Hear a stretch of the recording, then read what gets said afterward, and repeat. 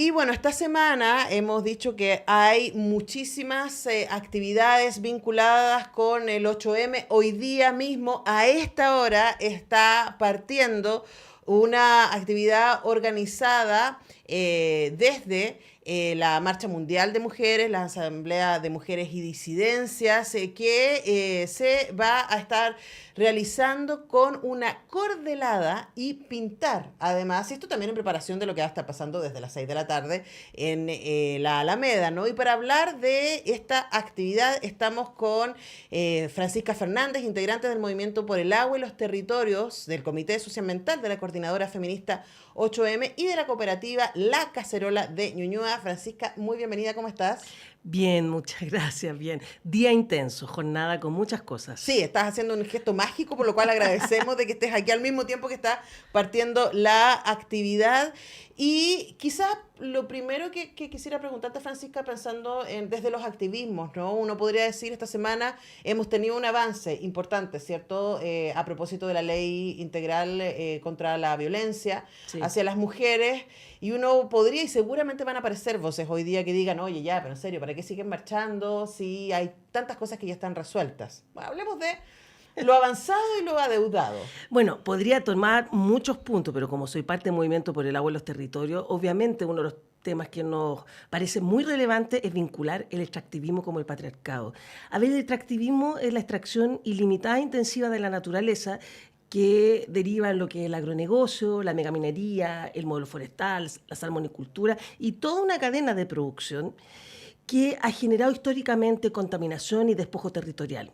Y nuevamente las mujeres, las niñas y las disidencias somos las más afectadas en estas consecuencias del extractivismo. O sea, una forma histórica de cosificación, de destrucción y manipulación de la naturaleza ha operado en nuestras propias corporalidades. O, por ejemplo, las zonas de sacrificio, que nos gusta hablar de territorio en sacrificio, con la presencia de termoeléctricas de carbón, Quintero, Puchuncaví, Mejillones, otras territorialidades, son territorios que, por ejemplo, la mayoría son mujeres las que habitan ahí. Segundo, donde hay feminización laboral. Tercero, donde hay una intensificación de los cuidados porque hay personas enfermas, porque hay escasez hídrica, porque hay contaminación, hay enfermedades asociadas a esas actividades y justamente vemos esa interrelación como una violencia estructural.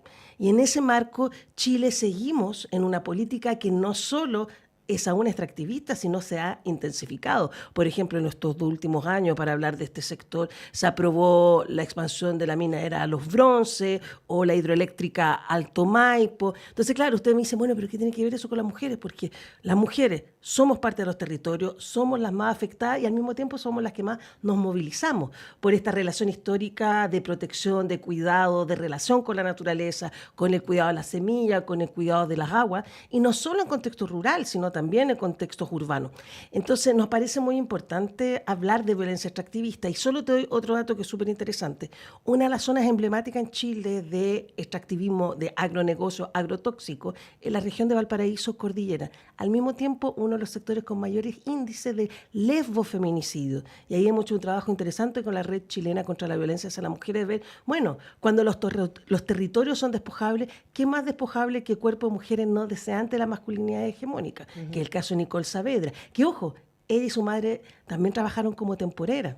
Entonces ahí hay una profunda interrelación que nos interesa muchísimo visibilizar y que no ha sido tan notorio, diríamos, desde los feminismos, podríamos decir, más clásicos. Claro, hay varias entradas posibles. Yo quiero irme primero a la macro, ¿no? Contextual, porque también desde los ecofeminismos se instala una relación entre la lógica extractivista y el patriarcado, Claro. ¿no? Pensar la naturaleza como algo despojable, ¿cierto? Como algo que está ahí para ser tratado, ¿no?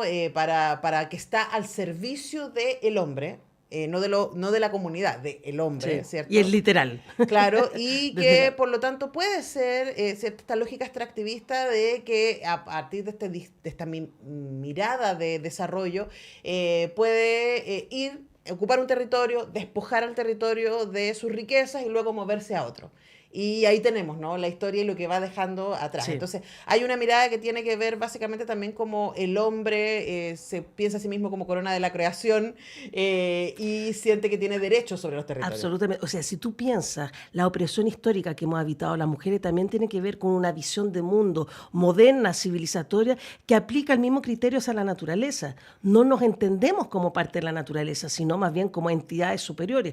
Y es por eso que toda esta visión de los feminismos territoriales, comunitarios o ecofeminismo, recuperamos o son parte de nuestra lucha mujeres de pueblos originarios, afro, migrantes o de sectores campesinos populares que han tenido esta relación más intrínseca y que obviamente una de nuestras disputas es, podríamos decir, frenar esta dicotomía entre naturaleza versus cultura o civilización y entendernos como parte de esa interrelación. Y ahí hay un gran aporte, por ejemplo, las feministas comunitarias de Bolivia, de Guatemala, en esta triada cuerpo, tierra, territorio. Lo que se le hace a la tierra, despojándola, contaminándola, secándola, se construye a nivel del territorio como identidad, donde vive en espíritu, donde se construye nuestra memoria histórica, y eso también afecta a nuestros cuerpos. Claro. Entonces, es interesante, esa triada nos ha permitido también vincular feminismo con la posibilidad de la superación del extractivismo y de la actual crisis climática y ecológica que habitamos. Claro, y ahí además hay una cosa que es muy interesante porque se mezcla, como tú dices, no es casual de que sean las mujeres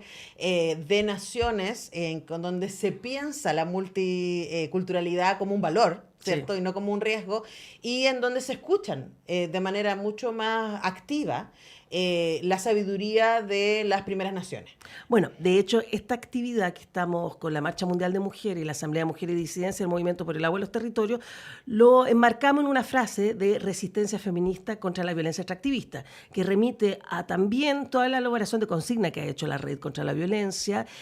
Igualmente, hoy distintas colectividades feministas situaron la idea de resistencia feminista ni un paso atrás, o sea, eso sería una consigna un poco, podríamos decir, consensuada entre distintos sectores, donde justamente las voces más relevantes en esta relación, por ejemplo, estamos invitando a organizaciones de mujeres mapuche, la Red de Mujeres Mapuche acá en Santiago, o organizaciones de mujeres migrantes, disidencia, organización migrante, porque, por ejemplo, en términos del agronegocio y el agrotóxico, la mayoría de quienes ejercen el rol de temporeros, temporeras, y muy, podríamos decir, vinculado con los efectos del monocultivo y la exposición a intoxicaciones, son mujeres, y hoy mujeres migrantes, haitianas, dominicanas, colombianas. Entonces ahí esperamos que lleguen prontamente la organización Migranta para dar nuestra perspectiva, así como también hemos asumido otra reflexión de que el extractivismo igualmente es racismo ambiental, porque esos territorios son racializados en su lógica despojable, entonces no son solamente mujeres, sino negras,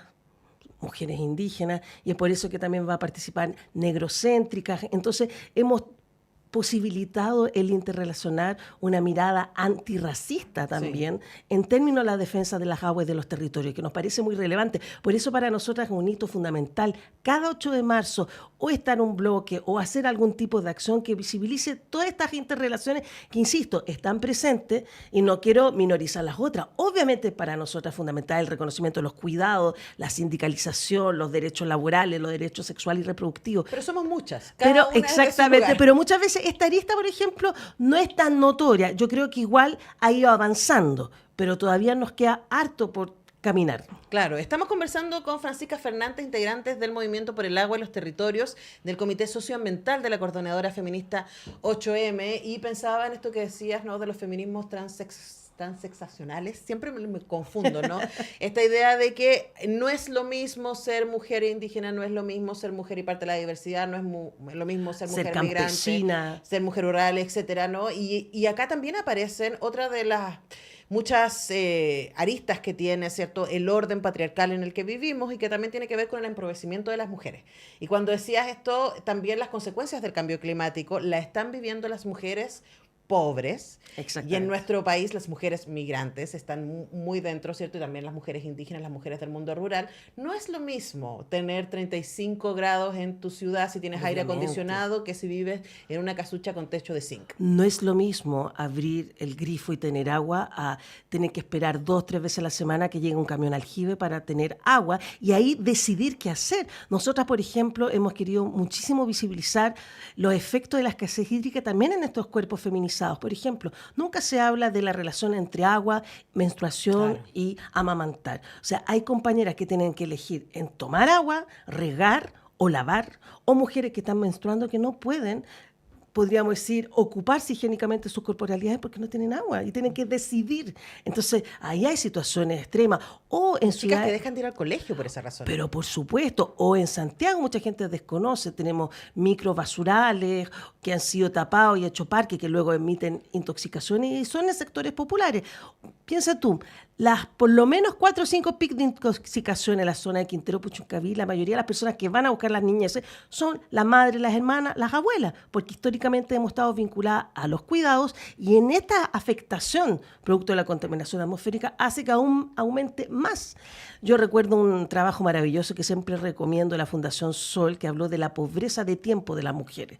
Las mujeres, niñas y disidencias en territorios extractivistas son aún más pobres de tiempo. Ujú, claro, claro que sí, porque hay más cosas de las que ocuparse, ¿no? Absolutamente. Hay más, y bueno, y pensábamos, iba a decir, hay más incendios que apagar. Y a propósito de eso mismo, si hacemos, no es muy difícil, ¿cierto? Hoy día hacer la contabilidad y van a estar ahí los datos, ¿no? De la mayoría de las personas afectadas por los incendios en la quinta región son mujeres. Mujeres adultas, niñas, migrantes. Tuvimos el caso también de muchas mujeres de organizaciones, tanto mapuche como aymara, que han tomado mucha fuerza en la región de Valparaíso con sus casas quemadas. Entonces, nuevamente, porque claro, si tú ves la mayoría de las zonas, tanto de Viña del Mar como de Quilpué, eran muchas tomas de terreno o viviendas populares y en esos espacios quienes gestionan la vida tienden a ser estas mujeres. Entonces, los cuerpos desechables, como tú dices, no son de todas las mujeres, pero además no son de todas las generaciones, tienden a ser las adultas mayores. Sí. Y así como también las niñas. Hay muchos casos de niñeces que murieron en el incendio y que es tremendo. Y por eso es importante seguir movilizados, ¿no? Porque de nuevo, somos capaces, yo digo desde los feminismos, desde el lugar donde una está, ¿no? Decir, hemos avanzado en cosas y tenemos cosas que celebrar. Pero también las demandas son muchas porque la inequidad es histórica y profunda. Sí. Y por eso les invitamos hoy día a que puedan participar de las distintas actividades y la que está sucediendo ahora mismo en la entrada del GAM. Si ustedes andan por el centro, acérquense al GAM porque está esta acción feminista anti-extractivista por el Día Internacional de las Mujeres. Francisca, ¿qué es lo que está pasando exactamente? ¿Cuál es el plan para esta mañana? A ver, estamos en este momento pintando un lienzo que justamente con esta consigna. Además, el GAM ha sido históricamente un centro neurálgico de la movilización y la movilización feminista y las disidencias. Luego de eso vamos a dar la palabra en micrófono abierto, va a participar la Acción Global Feminista por Palestina, porque también hemos vinculado el genocidio con el ecocidio, lo que está aconteciendo en Palestina. Por ejemplo, no hay acceso al 100% del agua potable en Palestina. Estamos hablando de eso. Históricamente una empresa nacional, Mekorot, israelita, que al mismo tiempo es una empresa que asesora a grupos económicos que han privatizado el agua en Chile. Entonces el tema de Palestina para nosotros también es muy importante, solidaridad. Y haciendo una cordelada con los rostros de las mujeres, las niñas, las disidencias que tanto han muerto en términos de estos femicidios empresariales. Macarena Valdés, luchando por su territorio en Traquín-Paquipulli, o Emilia Bau, en la zona también del lago Riñihue, en la cercanía de Panguipulli, que también fue asesinada, chica trans. Entonces ahí estamos haciendo esa cordelada. Pero contarte que el GAM hoy va a estar muy movido. Después a mediodía el colectivo Cuecasola va a estar danzando. Después a las 3 de la tarde van a haber distintas colectivas de mujeres y disidencias tocando música. Entonces va a ser una jornada de mucha movilización en todo ese sector. Bueno, ustedes pueden llegar desde ahora ya. Mientras hablamos con Francisca, ya está ahí el grupo trabajando en esta acción feminista anti-extractivista por el Día Internacional de las Mujeres, porque hay que reconocer, como hablábamos, todas las inequidades y desigualdades económicas que existen en nuestras sociedades. Las consecuencias más brutales las viven mujeres. Fin. Eso es como el dato, Sí, está súper, en la base. es súper establecido. Y la otra cosa que me parece importante contar, Francisca, y también hacer la invitación, ¿no? Porque sabemos que hay muchas mujeres que nos están escuchando hoy día y que dicen, yo voy a la marcha, pero yo no participo, no tengo un grupo, no tengo un colectivo, ¿no? E invitarlas a sumarse, no es necesario militar. Sí, además yo siempre digo, por ejemplo, en la Asamblea de Mujeres y Disidencia, bueno, no soy ya del Comité Socioambiental del 8M, pero participo, me articulo con las compañeras. De hecho, hicimos esta semana el renombrar visitar las estaciones del metro, a nosotros nos tocó el Metro Loero, Macarena Valdés. Es decir, que las experiencias colectivas se gestionan desde distintas formas.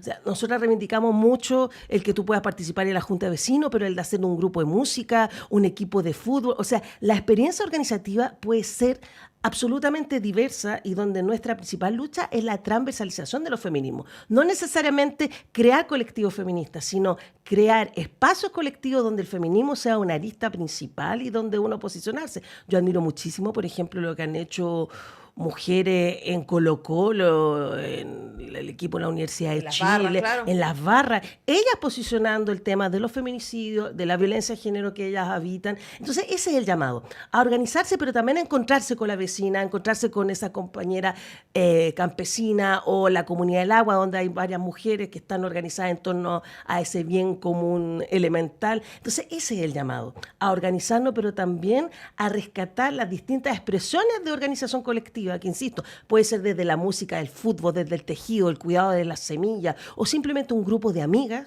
como un espacio de politización. Absolutamente, y además yo sé que hay muchos grupos de amigas que se están organizando Sí. hoy día para ir también en grupo, a encontrarse, acompañarse. La invitación que les estamos haciendo es que desde ahora ya, desde esta hora, en el GAM ya hay actividades que van a estar a lo largo de todo el día y a las 6 es la convocatoria para la Sí. marcha. Y quiero hacer un llamado también, que es siempre importante, que los compañeros nos puedan aportar en el cuidado de las hijas, de los hijos, también en la colaboración del trabajo.